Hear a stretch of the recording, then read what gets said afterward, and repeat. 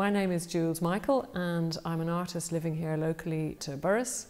I have two aspects to my practice. One is I'm a painter and then I also work with community arts.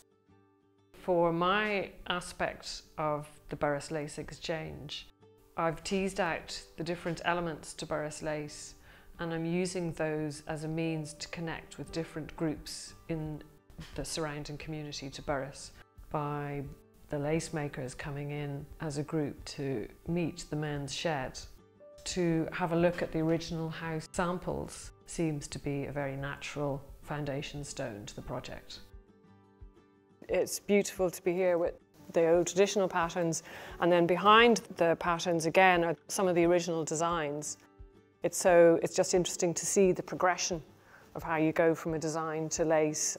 That was back then, and now you are all making your own designs and creating your own lace now.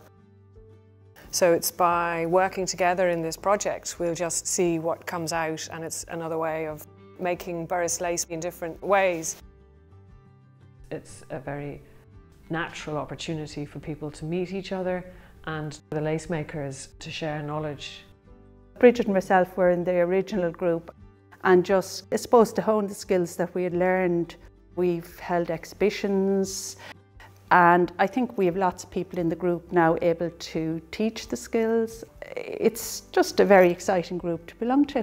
As well as the stitching, there's a great social aspect to it. Some of the men are so skilled and so interested in working with metal. So to take a Borris lace design and see what happens when they connect that with their metalworking skills.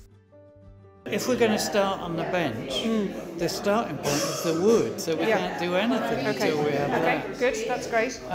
We could start doing metal sculptures, whether it's a flat panel. We could reproduce that, the size of this end of the table, in metal, but not much smaller, because I can't bend it any time. No. And then send it off to be powder coated, so it will be a perfect reproduction, not as fine as that, but this line in white. The tape part would be in metal. I was intrigued how some of the designs are quite symmetrical and then others are quite obviously drawn from nature.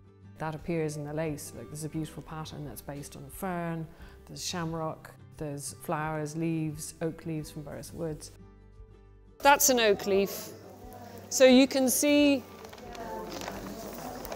that's crag again. We could, for example, choose a piece of this and redraw it and bigger and more spaced out, and that could become a motif to go along a bench. One of the things about Borris lace is that it can go in so many directions and it facilitates people to be creative in a way that they particularly feel is important to them. So it's teasing out all those different strands so it moves away from actually making lace, but Borris lace becomes this underpinning support for all these different creative actions.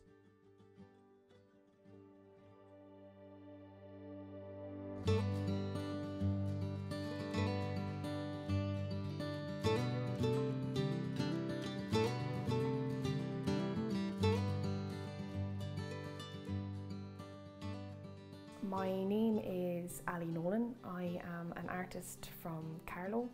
The Orchard Craft Studio is where I make my work and teach sewing and design classes. The Borris lace makers are the true authority on the craft. And it's really the lace makers who are keeping this tradition alive in our community. When we think of the history of Borris lace making, how it became a lifeline for women in the community to provide for their families suffering from the effects of famine. And we see with the lace makers that they've honoured this legacy by keeping the tradition going today.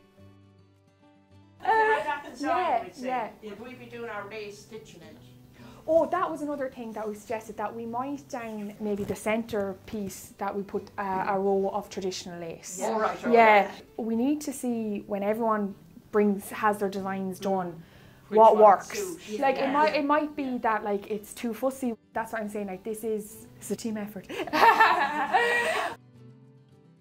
To create the lace could be a little bit intimidating for people. We wanted to open up this project that it's not just about the lace making techniques and more the process of lace making, and it became a little bit more accessible to people, that they could be involved in all the stages of the lace making, not just the techniques. We tried to broaden the scope of the project and look more so around the inspiration for the designs of Borris lace and how that design is transferred onto fabric. And then really the last stage is actually the lace making or the stitching. And so you'd have your top layer, your contact sheet, and then your notebook, so you have it kind of all together. I'll pop that one on. So you'd have to go very gently, and you're just using the edge of the stick, and then you can kind of see that they start to come up. Yeah. It was an opportunity to make something collaborative, and we wanted the project to reflect that in the end product, which will be the Borris lace by Post Quilt. We used the Borris lace as inspiration for the project, where all the participants' work will be linked together, just like a Borris lace design.